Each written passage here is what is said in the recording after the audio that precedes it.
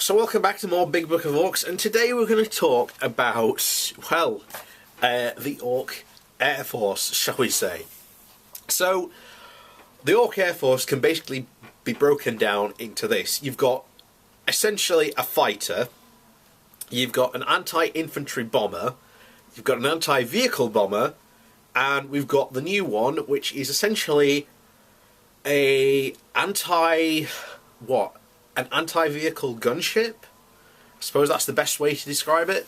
So, let's break into them then. So, first of all, you've got your fighter or your Dakajet.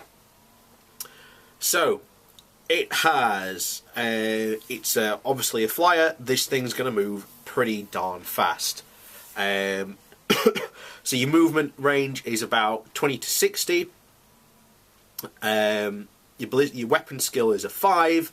Your ballistic skill is a 5+. So enjoy shooting. This is the same with all of these vehicles, by the way. 6 strength, 6 toughness, 12 wounds, 3 attacks, 6 leadership, and a +4 save. So, what does it come equipped with? Well, it comes equipped with the super shooter. This is just the Dakajet. This is the only option you have to have it. So, it's an assault 3, strength 6, -1 damage, and your model comes equipped with 2 of these. So essentially, you've got 6 shots. However, you've got a special rule called Daka. So if a Dakajet targets the same unit with all of its super shooters, you can add a 1 to all those hit rolls. So that's helping you out just a wee bit with your +5. So instead of +5 to hit, you're now rolling 4s, which, again, not fantastic, but... and that's almost the same thing with all these Dakajets. You've now got essentially the same stat line, some slightly different weaponry, and some slight different rule variation. So now you move on to your burner bomber. So same stat line. You get model comes equipped with 2 twin big shooters, 2 super shooters, and 2 burner bombs. So, you can also take Scorcher missiles, which is 24-inch range, assault D6, 5 strength, -1 AP, 1 damage, and then any units attacked by this weapon do not gain any bonuses to their save throws for being in cover, because it's essentially a napalm missile, essentially. And then you get your burner bomb. So the new rule for bombing in this edition is that you have to have flown over that particular unit. So a burner bomb can drop 1 burner bomb as it flies over enemy models in its movement phase. After the burner bomb has moved, pick 1 enemy unit that it flew over and roll a d6 for each model in that unit, up to a maximum of 10 dice. So add 1 to the dice rolls if the enemy unit is infantry. For each roll of a 5+, so 4+ technically with that, the unit being bombed suffers a mortal wound, which is not bad, but you only get 2 essentially, so, and then that's it. Now, last edition, the Orks had probably the best air detachment, but it was massively overpowered. Now, you didn't see this because it cost a heck of a lot of points, because it was essentially 3 Dakajets, a burner bomber, and a blitzer bomber, and it was ridiculously expensive. So not a lot of people played it. But why was it overpowered? Well, whenever you went off the field, not only did your aircraft regain all its wounds that it lost, but it also regained any of its one-shot missiles, or bombs in this case.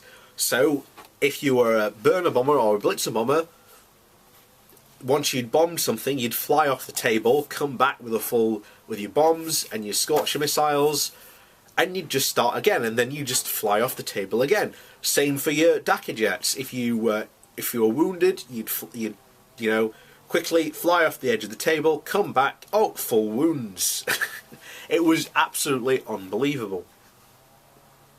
So the burner bomber also gets the Gork gunner. So the burner bomber attacks when it attacks with its twin big shooter. Add +1 to its hit rolls. Meh. Hard to hit. Your opponent must subtract 1 from the hit rolls that targets this model during the shooting phase. Again, nothing spectacular. And then your Blitzer Bomber. So your Blitzer Bomber, as you basically get your same, again, same stat line, big shooter, super shooter, your boom bomb, and your boom bomb is exactly the same as your burner bomber, except if it's a vehicle, you know, you roll your d6 for each model in that maximum up to 10 dice, instead for each vehicle or monster in the unit. For a roll of a 4+, for the unit being bombed suffers a mortal wound. It also gets your Grot Gunner and pretty much the same rules. The difference here is what bomber do you want to take. If your enemy is going to be fielding a infantry army, you want to take your burner bomber. If they're going to be, you know, an Imperial Guard army that's taking a lot of vehicles, then take your Blitzer bomber.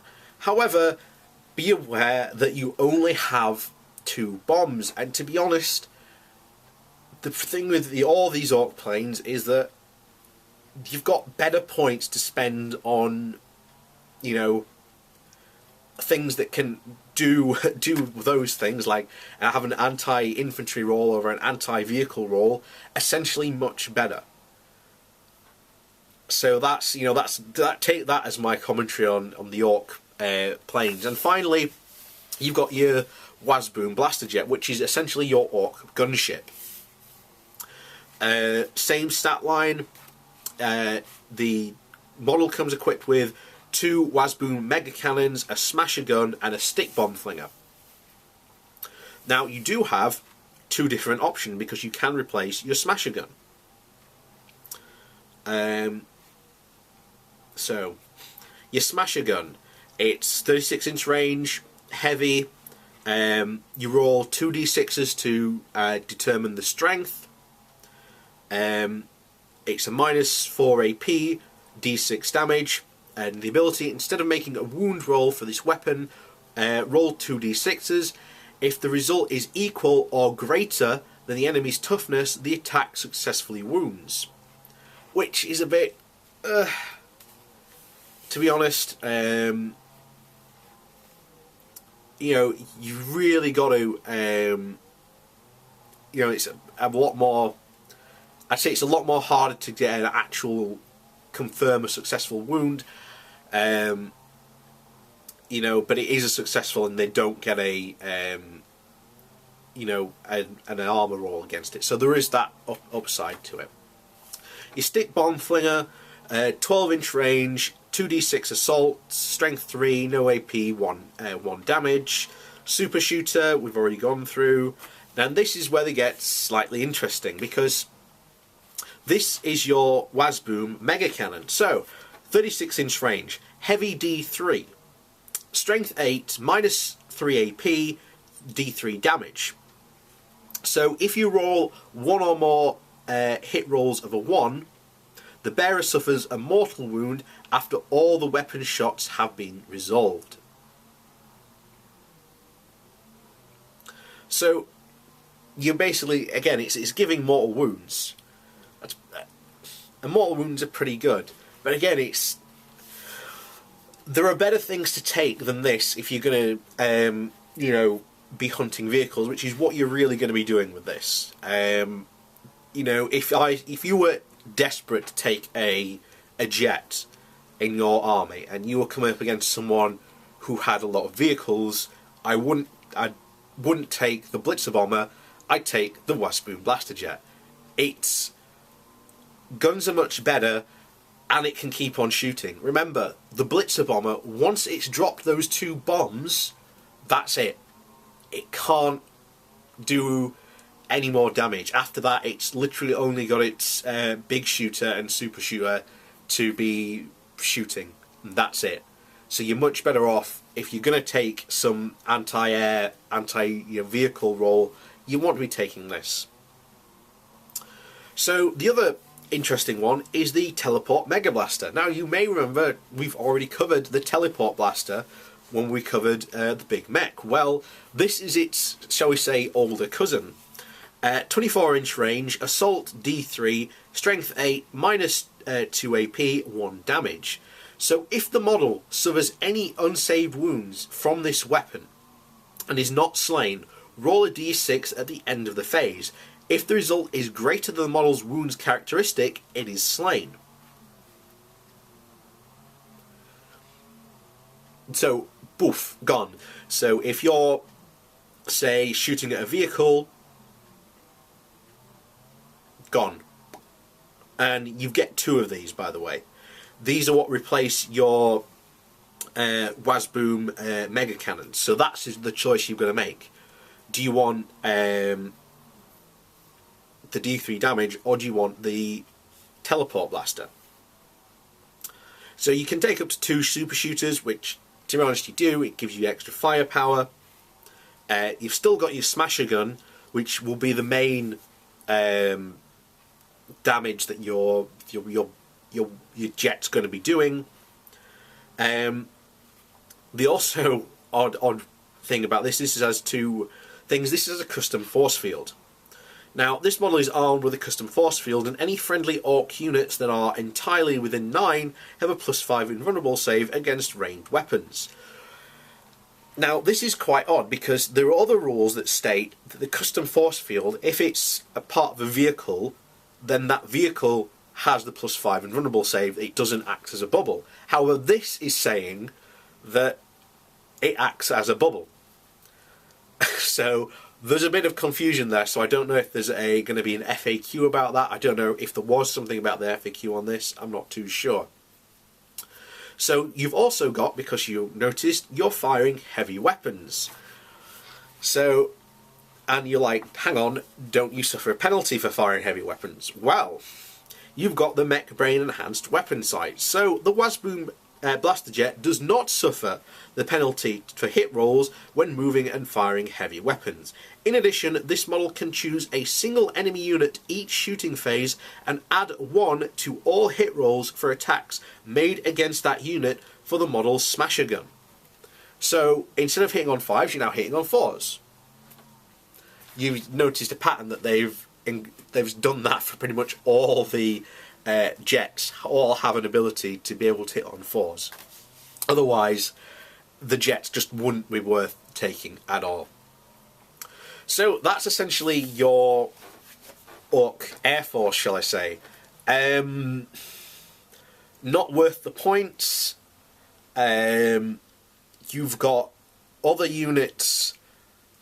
You've got better anti-infantry with just your boys, mega knobs, take some burner boys that are way cheaper than the burner jet, Blitzer bomber, and the Wasboom Dakka jet.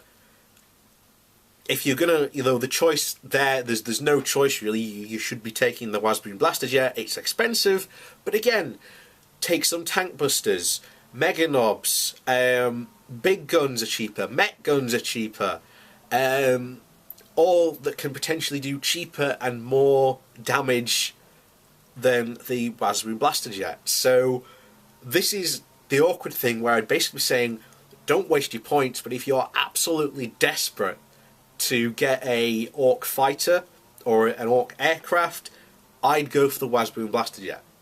It's the only one I think that's worth actually taking. So that's the Ork Air Force then.